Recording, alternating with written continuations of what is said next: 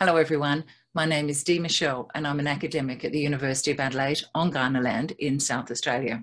I'm also a former foster child. At the age of 3, I was charged with being neglected, committed to a children's home and then delivered to a foster home where I stayed for 15 years.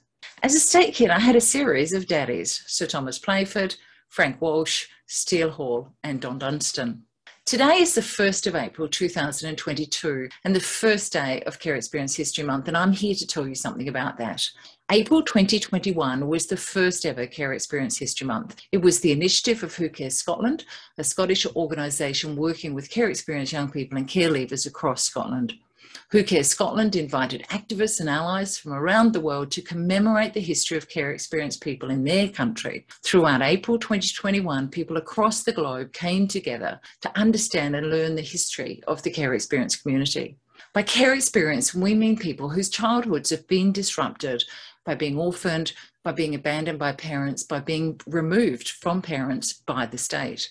Like Moses, who is revered in Judaism and is one of the most important prophets in Christianity and Islam. Moses was taken in by the Pharaoh's daughter after the Egyptian Pharaoh commanded all Hebrew boys be killed. Like Muhammad, the founder of Islam, whose father died before he was born and whose mother died when he was only 6. Muhammad then lived with his grandfather and later with an uncle. In Australia, we often think of care experienced people in different terms, such as stolen generation, former child migrants, forgotten Australians, care leavers, state kids, people who've been in out-of-home care. The beginnings of a formal care system in Australia are found in the early period of Australian settlement. However, the focus was certainly not on the quality of the care for children. The preference for institutional care or foster care has fluctuated across time and place here.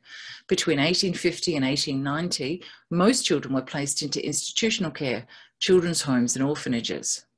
Between 1870 and World War I, however, foster care emerged as the preferred mode of care for the majority of children under government guardianship. During the interwar years, there was a shortage of available foster carers, and as a result, more children were placed in orphanages and children's homes. Then these large institutions began to close their doors in the 1970s, and by the 1980s, foster care was once again where most children were placed. While non-Indigenous children were mostly fostered, many Indigenous children were institutionalised. First Nations children have been forcibly removed from their families and communities since colonisation, and Aboriginal and Torres Strait Islander children are still overrepresented in the formal care system compared to non-Indigenous children. Today, kinship care, care with an extended family, is the preferred option for state-organised out-of-home care. Largely invisible were the many children who are cared for by extended family, especially grandparents, but without state intervention. And this is what we call informal kinship care. And this is an important but often overlooked care experience. Care experienced people have been present in societies all over the world since the earliest known civilizations. Join us during April 22 as we celebrate internationally prominent care experienced people who have inspired us. People like Sir Isaac Newton, Jean-Jacques Rousseau, and Nelson Mandela.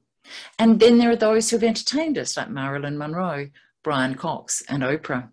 Even those who have annoyed us like Douglas Jardine, the infamous advocate of Bodyline during the 1932 to 33 Ashes test.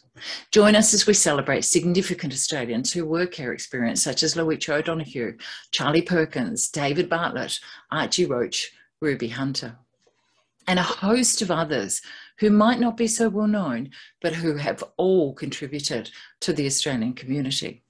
As we're celebrating, we do need to also keep in mind that as a result of oppression and systemic racism, classism, sexism, not all care experienced people have been given the opportunity to realise their full potential. If you'd like more information about the events for Care Experience History Month 2022, you can hop on over to the website, visit us on Facebook and Twitter, or send us an email.